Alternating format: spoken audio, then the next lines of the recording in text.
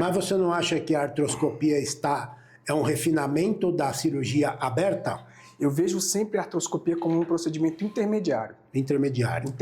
Ou seja, ele tem que aprender primeiro a artroscopia para depois aprender cirurgia aberta? Sim, dominar, exatamente.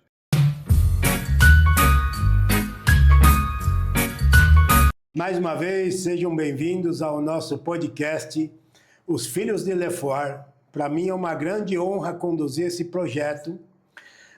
Aqui nós contamos um pouquinho para vocês sobre os bastidores da bucomaxilo, da especialidade, como está o mercado de trabalho, sobre formação, novas tecnologias, o futuro. E a gente sempre traz pessoas que estão se destacando no mercado para conversar aqui com a gente. E hoje eu tenho a grande honra de receber um colega, Thiago Ramos, que é um colega relativamente jovem, mas vem trilhando uma carreira de sucesso, né? Com ótimos resultados cirúrgicos, um colega muito simpático e agradável de começar. E eu queria apresentar para vocês o Thiago Ramos, um colega buco, e ele vai se apresentar e contar para vocês um pouquinho sobre a trajetória dele, a carreira, como ele começou e o que ele está fazendo hoje na bucomaxilo. Seja bem-vindo. Professor, obrigado. Para mim é uma honra estar aqui, poder conversar um pouco, poder falar, aprender, de fato, da parte da cirurgia bucomaxilo. É uma paixão minha há muito tempo, né? Eu tenho a formação de odontologia, eu sou originalmente do Amazonas e estou aqui em São Paulo há 6 anos. E eu sei isso porque é a idade do meu filho mais velho, foi a idade que eu terminei aí a cirurgia bucomaxilo. E já tenho odontologia já há alguns anos, tive uma formação inicial, que foi ortodontia, mas a minha paixão sempre foi a cirurgia bucomaxilo. Então, eu percorri esse caminho, fiz a residência, na residência federal lá no estado do Pará, vim para cá, para São Paulo, para ficar 1 ano, e aqui estou todos esses anos, então é uma honra poder estar aqui compartilhando sobre a trajetória, poder falar um pouquinho do que a cirurgia bucomaxilo sempre foi minha paixão, desde o início da faculdade. Se eu puder contar um pouquinho, basicamente, eu conheci a cirurgia bucomaxilo antes de entrar na faculdade de odonto, no qual eu no estado do Amazonas, eu era tradutor, era intérprete em alguns barcos, né? E vinha alguns profissionais dos Estados Unidos, eu fazia essa parte de intérprete. Foi aí que eu comecei a me apaixonar pela odontologia. E entender que a odontologia, naquela época, tinha uma bucomaxilo que ia nas viagens, e a gente podia fazer bastante extração dentária, cirurgias menores, lógico. Mas foi aí que começou a despertar minha paixão. Desde aquele início lá no interior do estado do Amazonas, foi quando eu comecei a despertar essa paixão pela odontologia e a bucomaxilo. Então eu entrei na faculdade já querendo fazer cirurgia bucomaxilo, no primeiro período. Essa foi a minha primeira situação, eu estava muito ansioso logo no início da faculdade de odontologia. Então, para mim foi uma honra poder trilhar, acompanhar, finalizar. E eu comento muito que eu tinha 3 sonhos. Hoje eu estava pensando, eu tinha 3 sonhos, né? E eu falei isso para minha esposa quando eu casei. Um dos sonhos era casar, já tinha completado. O outro sonho era ser pai. E o terceiro sonho era finalizar a cirurgia bucomaxilo.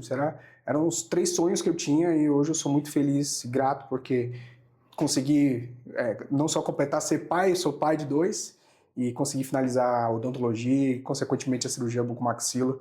E hoje estou muito feliz pelo caminho que a gente tem trilhado. Acho que foi muito longo. Né? Muito bem. Muito bem, Thiago. Eu acho bem interessante essa sua história e muito inspirador, né? Porque quando a gente trabalha como intérprete, tradutor, intérprete, você vai aprendendo, porque você tem que estudar os textos, né? Antes de você fazer qualquer tipo de trabalho, você tem que estudar o palestrante, né? Quando você vai traduzir alguém, isso dá para aprender muita coisa, né? Muito interessante. Eu sabia, antes de entrar na faculdade, eu sabia todos os instrumentais em inglês, mas eu desconhecia como é que era em português. Então eu fui aprender na faculdade o uso correto, o uso do sidesmotum. Eu sabia como é que era a palavra em inglês, mas eu não sabia a função. Então para mim foi um privilégio mesmo poder acompanhar. Bacana isso aí que você está contando, porque eu me lembro de uma experiência que eu tive em 2012, quando eu passei um tempo na Universidade de Stanford, no departamento de otorrino, para acompanhar as cirurgias esqueléticas para apneia do sono com os professores Riley e Powell, né? As maiores autoridades de cirurgia esquelética para sono naquela época. E eu me preparei muito para esse estágio, sabe? Eu estudei muito eles, eu conhecia exatamente o trabalho deles, todas as técnicas, porque eu queria aproveitar ao máximo o tempo que eu tinha. Só que eu jamais imaginei que eu ia chegar lá e eu não ia saber nenhum nome de instrumento. Até conseguir entender o que era um needle holder, né? O que era um runger. Nossa, o que eu sofri com isso até começar a perceber o que era cada um dos instrumentos. Foi bem interessante isso, porque eu nunca imaginei que era uma dificuldade que eu ia passar, né? Legal. Bacana. Agora, você me contou que você veio do Amazonas para São Paulo. Muitos colegas que hoje trabalham aqui em São Paulo vêm de outros estados, né? Vêm do Amazonas, muita gente do Nordeste, gente do Centro-Oeste, que acaba ficando por aqui, até do Sul, né?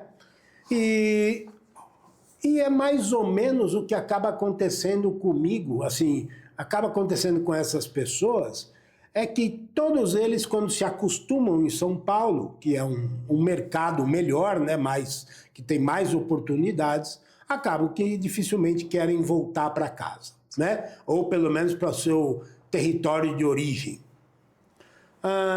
Na sua visão, quais foram as dificuldades por ser do Amazonas que você teve que enfrentar aqui para você se adaptar aqui em São Paulo? Assim, você teve algum tipo de dificuldade?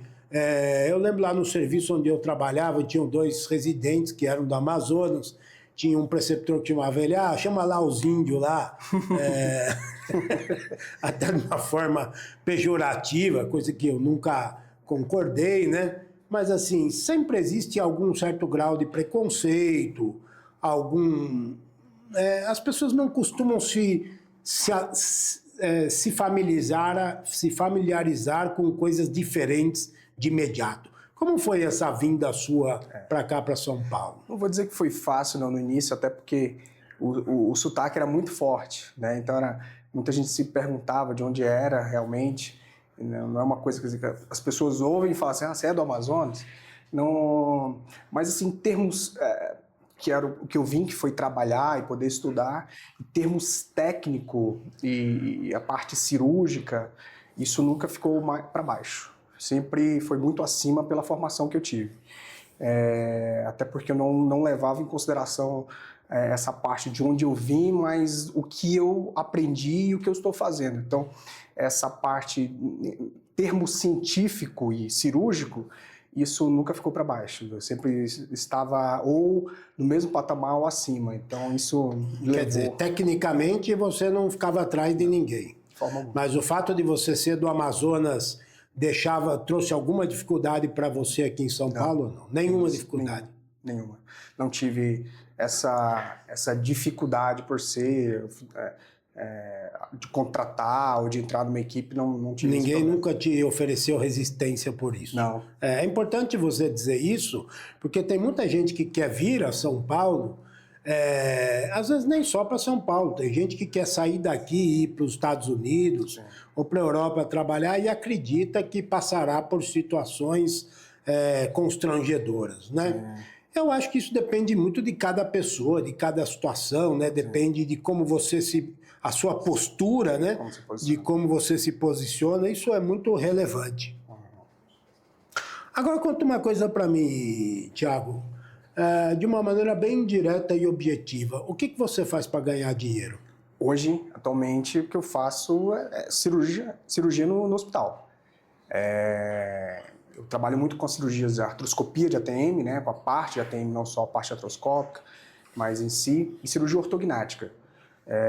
Vamos dizer assim, é o meu ganha-pão, é o que eu faço no dia a dia, são esses tratamentos, né? Além de mentorias, eu faço bastante mentoria, eu vou a várias cidades no Brasil para poder fazer esse tratamento que é via artroscópico, que a gente sabe que é um tratamento que exige uma curva de aprendizado muito grande. Então eu faço muita viagem, esse ano eu fiz 14 viagens. Para onde você vai? Eu fui recentemente, eu fui a Maceió, fui a Belém, Fui no Balneário Camboriú, vou muito no Rio Grande do Sul, que é onde eu faço doutorado, e eu faço bastante lá também, em Porto Alegre. Já fui em Natal, já fui em Fortaleza, então a grande maioria das vezes eu vou mais a Belém. Você vai ajudar outros cirurgiões a fazer artroscopia. Fazer artroscopia. Tá. É um procedimento que exige essa curva de aprendizado, né? Então, Você acredita que um cirurgião que opera ATM, que não sabe operar cirurgia aberta, ele consegue executar bem a artroscopia ou não? que não sabe, sim. Sim, Consegue. mesmo sem saber fazer cirurgia aberta. Mesmo sem saber. Ele consegue fazer bem a artroscopia. Com treinamento, e hoje a gente já treinou bastante colegas, né? E o que eu percebo é a molecada, os meninos, os mais novos, que ainda jogam, que jogaram bastante videogame, esses pegam muito fácil. Chega a dar raiva. Eles pegam muito fácil. Então, eles muitas vezes não dominam fazer uma cirurgia aberta, mas a artroscopia eles pegam muito fácil. Então, eu estou supondo que você não acredita que a artroscopia de ATM seja um refinamento de técnica? Ou seja, primeiro vem a cirurgia aberta e depois a artroscopia? Não. Como é a sua opinião em relação Minha opinião a é isso? que eu acredito sempre que a artroscopia ela é um nível acima de, por exemplo, uma artrocentese. Então, eu acredito sim, um colega que se propõe a fazer artroscopia, ele tem que, no mínimo, ter feito algumas artrocenteses na vida. Tá. Né? Até para domínio de entrada, punção, domínio de... E aí depois iniciar a parte de anatomia. Mas você não acha que a artroscopia é um refinamento da cirurgia aberta? Eu vejo sempre a artroscopia como um procedimento intermediário. Intermediário. Ou seja, ele tem que aprender primeiro a artroscopia para depois aprender cirurgia aberta? Sim, dominar, exatamente. Dominar essa parte. Até porque na minha opinião, né, alguns colegas já perguntaram, por exemplo, você já fez uma artroscopia num paciente que fez cirurgia aberta? Já. Faria novamente? Não. Então, é meio que um caminho, lógico, eu falo em relação ao procedimento, né? Não a necessidade do aprendizado. Nunca vi nenhum colega ser melhor fazer uma artroscopia porque ele sabia fazer aberto. Então não tem muito esse nisso. É mais pela questão de curva de aprendizado mesmo. De domínio, de poder fazer, de ter o acesso à parte do vídeo. Ali faz muita diferença. Desculpe, mas eu vou discordar um pouco de você. Até porque na medicina, a cirurgia videolaparoscópica, né? Ela só é permitida para quem passou pela cirurgia geral. Né? Uma sub-área da cirurgia geral. Ou seja, você só está autorizado a fazer cirurgias videolaparoscópicas quando você souber fazer cirurgia aberta. Mas isso, assim, não é nada além da minha própria posição. Eu respeito a sua posição, claro, mas isso é meio um consenso, assim, que existe no mundo da cirurgia. Agora, já que nós estamos falando de cirurgias artroscópicas, está muito na moda a cirurgia minimamente invasiva para a cirurgia ortognática. Você tem experiência com essa técnica ou não? É o que eu pratico. No dia a dia, o que eu pratico é a cirurgia minimamente invasiva. Né? A gente faz, na verdade, uma adaptação da técnica em si, mas a gente tem tido bons resultados com a cirurgia menos invasiva. Qual é o conceito que você tem sobre cirurgia minimamente invasiva? Se eu perguntasse para você, qual é a sua definição sobre cirurgia minimamente invasiva? Resumindo, perfeita essa pergunta. Resumindo, para mim, uma cirurgia minimamente invasiva é ter menos dano no tecido. Seja um tecido, no caso, o tecido mole, né? Tecido ósseo, praticamente a gente vai ter a mesma situação. Menos dano ao tecido e uma cirurgia que seja direta, ou seja, também não posso ter uma cirurgia longa e julgar ter um acesso pequeno. Tá? Então, eu preciso ter um balanço das duas coisas, né? Basicamente. Né? Uma cirurgia que tem um tempo adequado, menos danos ao tecido e uma boa recuperação ao paciente. Quer dizer, não necessariamente o uso de óticas em cirurgia pressupõe uma cirurgia minimamente invasiva. Não. Esse é o conceito médico, né? Assim, na medicina, a cirurgia minimamente invasiva é aquela cirurgia em que você vai obrigatoriamente fazer uso de óticas, né? Se você não usar óticas, segundo a definição, não é uma cirurgia minimamente invasiva.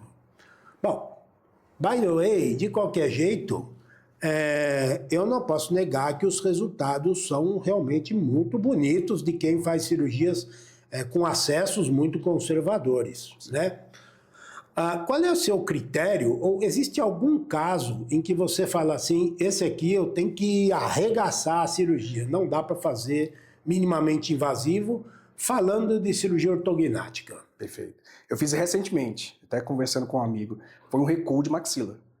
Fiz um recuo de maxila, era 4 milímetros no incisivo, o paciente precisava, ela tinha um incisivo superior muito projetado, então ali a gente não contou conversa e fez uma cirurgia com acesso maior, bati pterigóide, recuei, o paciente evoluiu super bem, né, até pelo tempo cirúrgico, né, que não foi um tempo demorado, porque a gente já fez um acesso maior, né, fez um acesso maior e tirou toda aquela parede ali do pterigóide para poder fazer esse recuo de fato que ela precisava, que era um recuo importante. Você fratura o pterigóide? Uhum. Sempre ou eventualmente? Não, foi nesse caso. Normalmente não. E como é que você fratura o pterigóide? A gente faz quando necessário, né? Quando a gente fratura naquela região ali, a gente usa o piezo. Peso. Piezo. Ó, você que está em casa aí, ó, cuidado com fratura de pterigóide, viu? São um dos procedimentos, dos tempos cirúrgicos mais perigosos para fazer em cirurgia ortognática. A sorte é que você usa piezo, mas eu já vi oportunidades, né? Inclusive tem cirurgiões ainda ativos no Brasil, mas já bastante velhos, que fraturam o pterigóide, inclusive com cinzel. Sim. E isso, muitas vezes, essa fratura corre, né? Sim. Faz fratura de base de crânio, pega plexo, pega artérias importantes, e isso traz sangramentos volumosos e coloca a vida do doente em risco. Sim. Já teve caso de amaurose, né? Caso de amaurose, você já teve? Não. Tá. Não. Sim, existe caso de amaurose. Eu tive uma vez um paciente de uma cirurgia ortognática, não fraturei o pterigóide, mas o paciente fez uma midríase paralítica. Por alguma razão, as pupilas aumentaram e ficaram meses assim. Meses. E não se chegou à conclusão. Provavelmente foi algum estímulo ao vago, né? Uhum. Algum estímulo que foi feito na cirurgia, mas não se chegou a nenhuma conclusão. Mas foi um caso que a gente manipulou muito a maxila. Sim. Muito. Então, precisa tomar muito cuidado realmente com essas manipulações de maxila. Sim. Agora, conta uma coisa para mim. Uma cirurgia ortognática, até para a nossa audiência que está aí assistindo a gente, tem um alto custo para as operadoras de saúde, né?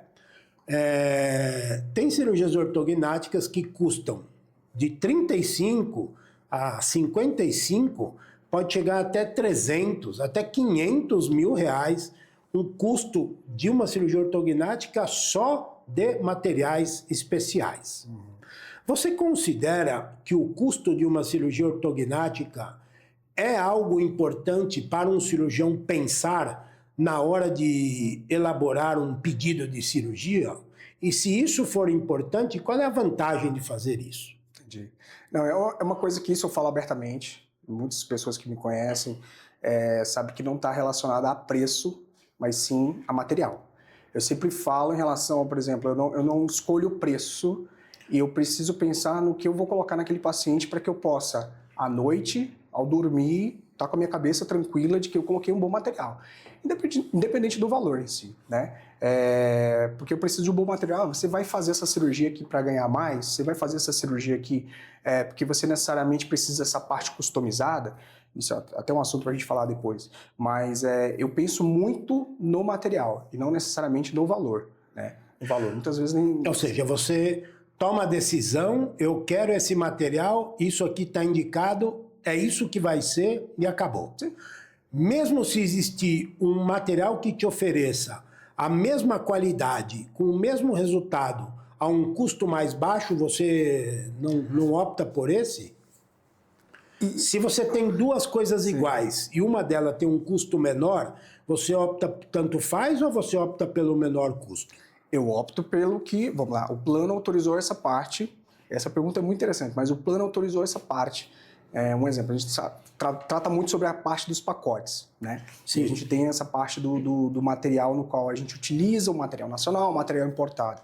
Se eu uso sempre essa comparação. Se eu tenho a opção de fazer isso com material importado, que vai ter o mesmo custo, basicamente, porque é pacote, eu vou utilizar esse material e eu fico tranquilo. Então, é o que eu tenho, por exemplo, utilizado ultimamente nas minhas cirurgias, né? Eu tenho substituído por um material que eu fico tranquilo, que eu vou utilizar a mesma quantidade, seja de parafuso, seja de placa, mas com material importado. Isso a gente vai ter o mesmo valor.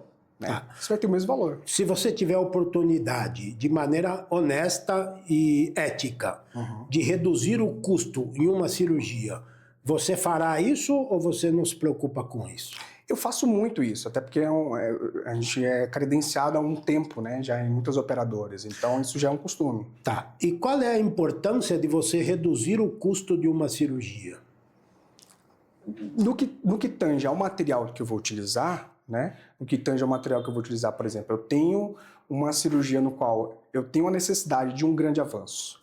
Né? Vamos lá, utilizar um paciente classe 2. Paciente classe 2, eu tenho a necessidade de um grande avanço. Doutor, eu tenho essa quantidade de materiais que foi liberado. Beleza, é um material no qual eu já estou acostumado, né? É um material importado. Beleza, vou fazer lá a fixação híbrida, colocar os parafusos e vou ficar tranquilo, né? Não tenho um material adequado, tenho a possibilidade de fazer, por exemplo, a fixação com 2 placas pela necessidade do grande avanço e ter ali um bom contato ósseo, porque a gente sabe que não é nem a quantidade de placas e sim contato ósseo, né? Então, isso é um pouco que eu sou contra em relação a ter cirurgias totalmente minimamente invasivas por conta daquela situação da osteotomia, né? Então, o que é mais importante ali é o contato ósseo e, consequentemente, uma boa fixação, né? Consequentemente, uma boa fixação, para que a gente possa ter a biomecânica. Então, em relação a reduzir, eu fico sempre preocupado em a redução de materiais para pensar nesse custo, né, no caso do custo da operadora, que eu sei que é grande, mas eu ficar um pouco à mostra ali, né, nessa situação de que eu posso ter um risco da soltura de material. Você não quer se comprometer. Você comprometer. quer oferecer o que você tem de melhor para não correr o risco de que a cirurgia falhou porque o Dr. Thiago não usou o melhor que ele podia. Também sem os abusos, né?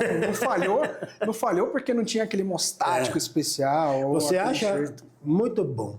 Você acha que a bucomaxilo é a especialidade mais cara para a operadora ou não? Acho que não. Qual é a especialidade mais cara para a operadora, na sua opinião? Eu acho que é a neuro. A neuro? Eu acho. É o que eu acho. Eu estou fazendo essas perguntas para você, eu estou cutucando você, porque eu quero saber o quanto que o bucomaxilo, e você é um cara ligado nessas coisas, o quanto que o bucomaxilo entende de custos da operadora, né? E agora eu estou percebendo que pela ótica da bucomaxilo, eu já sabia, porque eu também sou, e não nasci auditor, né? Eu nasci no mercado como você, mas agora eu consigo perceber aquilo que eu também enxergava, que a verdade é que vocês têm realmente, nós temos, né, como cirurgiões, uma visão muito limitada pelo lado da operadora. Você olha da porta da buco para dentro da operadora. Sim. Agora, quando você está dentro da operadora e olha para todas as portas, a porta da buco é das menores que tem. Uma porta da oncologia, por exemplo, um procedimento, um tratamento oncológico dá umas 50 cirurgias da bucomaxilo. Acontece que os recursos das operadoras são limitados, né? Então, a operadora gostaria de oferecer material customizado. A operadora e o auditor que responde por isso, ele sabe que o material customizado é melhor. Mas existem regras de legislação, né? Regras regulatórias que devem ser cumpridas, e existem situações em que a operadora não pode custear tudo que os médicos querem para todo mundo, porque os recursos são limitados. A operadora não é uma fábrica de dinheiro. Então, às vezes eu vou pelo lado da operadora, quando o auditor, até você que está aí assistindo, pode ser um cirurgião, ficar às vezes revoltado porque não autorizou alguma coisa. Às vezes o que acontece é que a operadora ela tem que custear um tratamento que do ponto de vista dela, não vale a pena gastar aquele dinheiro todo em parafuso, sabendo que ela tem 10 quimioterapias de mama para pagar com preço de 10 parafusos. Sim. Entendeu? Então, essa visão precisa ser redesenhada. Precisa sentar, todas as partes interessadas deveriam sentar para conversar e cada um defender o seu ponto de vista, até que a gente pudesse chegar num ambiente, assim, num denominador comum, né? Exato. Mas, puxando ainda um pouco esse assunto da parte comercial, eu gostaria de saber de você se você tem alguma coisa que nós chamamos de motor 2. O que é um motor 2? Não é motor cirúrgico, não.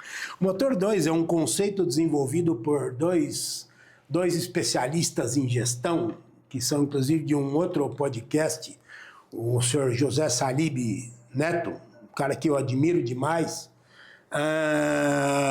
E ele fala uma coisa que é muito interessante, que é a teoria do motor 2.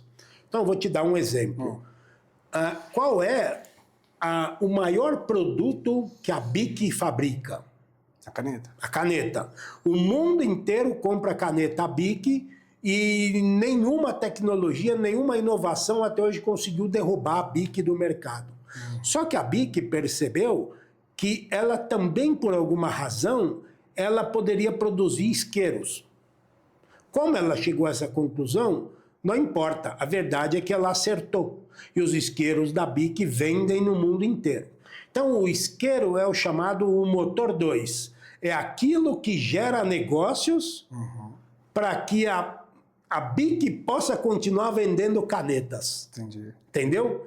Então, perguntar para você o que é um motor 2 na bucomaxilo significa o que você faz além da bucomaxilo ou além das cirurgias para continuar rodando os seus negócios em cirurgia bucomaxilofacial. Você tem alguma outra estratégia ou você não tem nenhum outro truque na manga além de oferecer seus serviços? Não tem. Conta a esposa? Conta. Claro que conta. A minha esposa é dermatologista. Né? Sempre os colegas dela me falavam que eu não precisaria nem trabalhar, que eu não precisava, era para fazer o curso de culinária, que eu não precisaria. Me enganaram, né? Tá explicado, né? Tá explicado por que o cara é milionário, né? Me enganaram, porque tá trabalhando, ralando, mas não tenho. De fato. Tá bom. Muito bem. E como você enxerga, Tiago, o futuro da especialidade? Para onde você acha que a especialidade vai caminhar? Pode falar oficial? Pode falar o que você quiser aí. Eu tenho um grande receio de ver coisas que, por exemplo, não sendo pessimista, né, mas vejo, eu atuo um pouco também em alguns países, por exemplo, eu faço cirurgia no Peru. No Peru? E no Peru, por exemplo, lá a bucomaxilo perdeu um pouco do espaço para cirurgia cabeça e pescoço, né? Não sei se legislação, governo, não sei exatamente. Então, muitos cabeça e pescoço lá fazem cirurgia ortognática, como aqui a gente faz ortognática. É bem comum esse domínio que eles apresentaram lá. Então, isso não estou dizendo que o caminho vai para isso, mas isso é um receio que eu tenho, né? A gente sabe, por exemplo, outros lugares no qual a dupla formação é necessária para exercer a parte da cirurgia ortognática.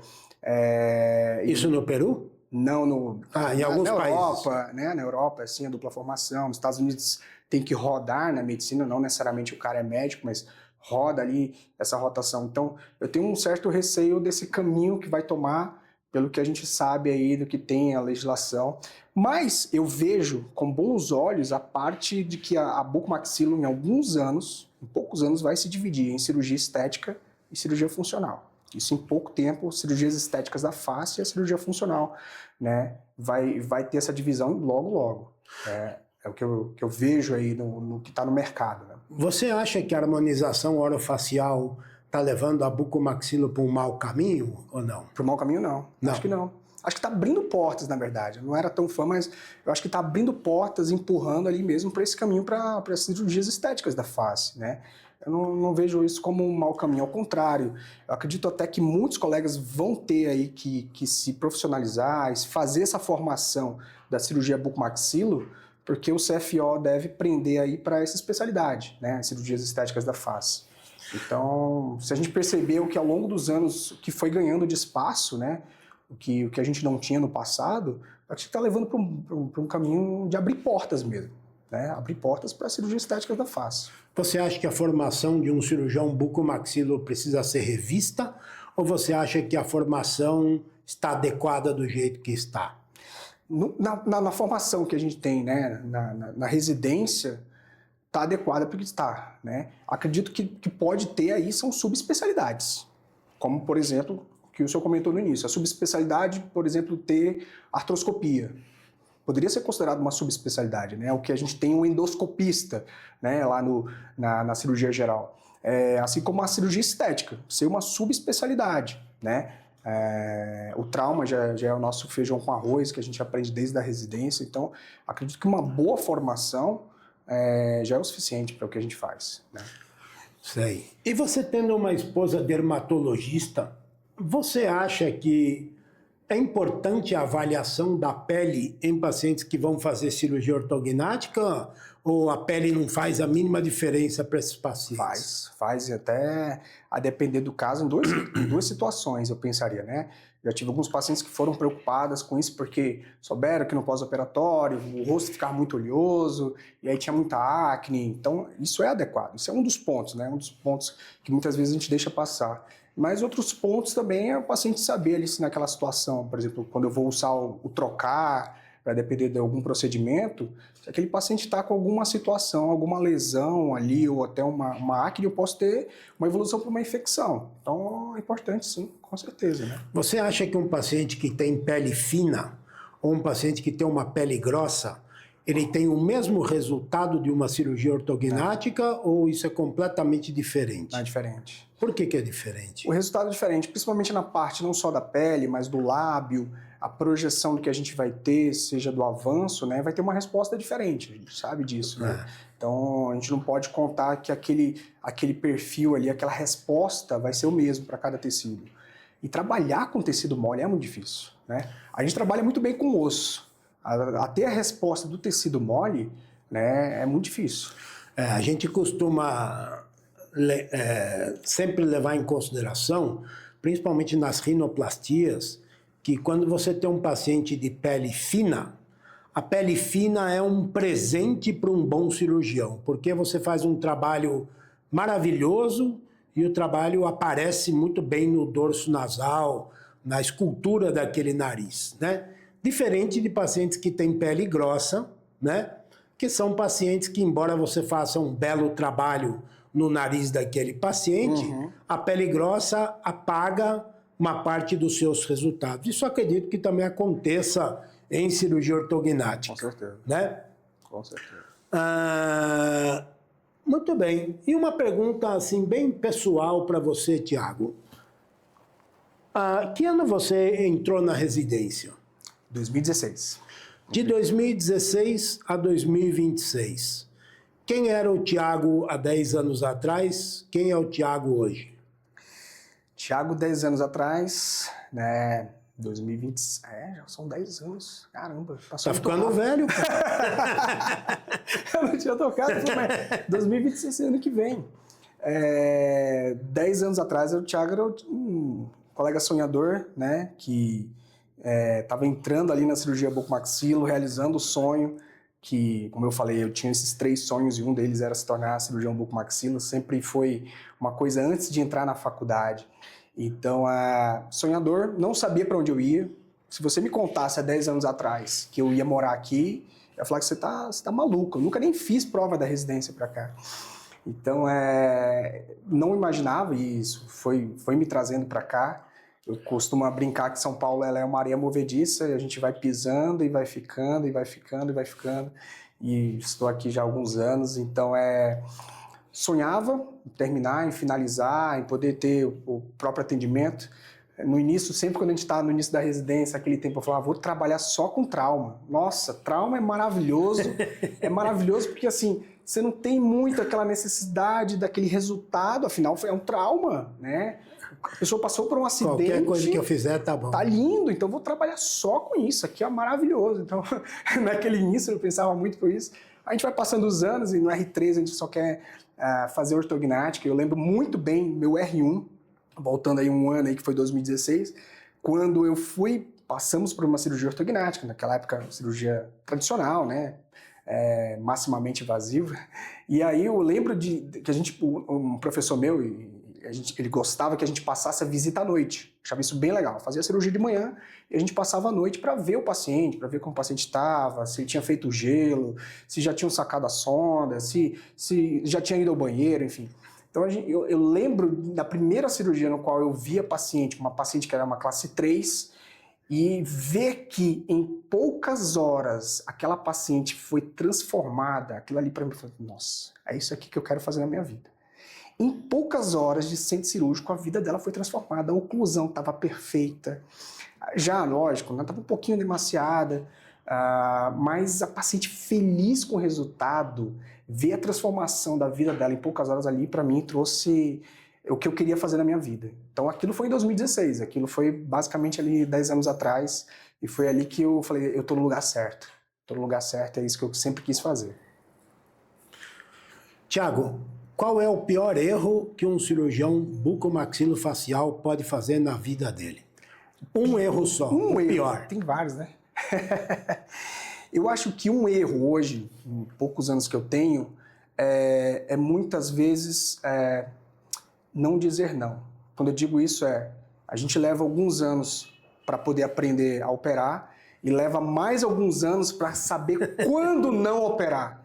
Então, embora eu tenha poucos anos na casa, eu já estou aprendendo a quando não operar. Exatamente. Né? Então, eu acho que esse é o maior erro, é quando a gente insiste numa coisa que sabe que vai dar errado, que não vai ser legal lá na frente, todos os sinais estão dizendo que vai dar ruim, e a gente acaba insistindo. Então, eu acho que esse é o pior erro do cirurgião bucomaxilo. E já tenho várias histórias.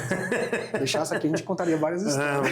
Muito bom, Tiago, muito bem. Olha aí para sua câmera aí e faça suas considerações finais. Uma mensagem para os cirurgiões que estão se formando agora. Boa. Bom, vocês estão se formando agora, né? O caminho da cirurgia bucomaxilo não é fácil. Posso dizer que vem, pula aqui, né? A piscina tá gelada. Não tá gelada. Não é fácil, mas é recompensador, né? Aquilo que eu comentei exatamente sobre os resultados, receber mensagem de pacientes. Trabalhar com pessoas não é fácil, em nenhuma área, né? Principalmente na parte da cirurgia. A gente recebe mensagem sábado, domingo, feriado, muitas vezes à noite, ligação de madrugada. E eu vou te falar, eu gosto disso. Eu gosto disso. Não sei até quando, mas eu gosto disso. De poder trabalhar com pessoas, mas a gente sabe que vai ter dias ruins, mas dias recompensadores. Aquela paciente que tinha medo de operar e de repente te manda uma mensagem e fala assim, nossa, doutor, que feliz que eu tô, minha linha média tá certinha, minha oclusão tá perfeita, muito obrigado. Então, assim, isso é recompensador, porque essa mudança de vida que traz qualidade de vida do paciente é sensacional. Para mim é recompensador mesmo. Então, vale a pena, continua estudando, que vai ser com certeza recompensador. Se você gosta de trabalhar com gente, gosta de trabalhar com conserto, né, trabalhar com essa parte de problemas, resolver problemas, você está no lugar certo. Muito bom, Tiago. Muito obrigado por sua presença aqui. Foi acho que uma conversa muito bacana, né? Assim, com perguntas muito e posicionamentos seus muito claros, né? Muito enriquecedores. Eu acho que isso vai ser de grande valia. Eu aprendi muito com você, aprendi a sua visão. Eu acho que a gente sempre aprende, né? E é importante aquela conversa que todo mundo que participa ganha alguma coisa, né? Espero que você tenha aproveitado também, e você que está aí em casa também tenha aproveitado bastante essa nossa conversa, esse bate-papo descontraído aqui nos Filhos de Lefort. Espero ter você aqui outras vezes para um bate-papo. Muito obrigado. Volte sempre, tá bom? Obrigado pela honra. Ok, grande abraço aí, obrigado. Valeu.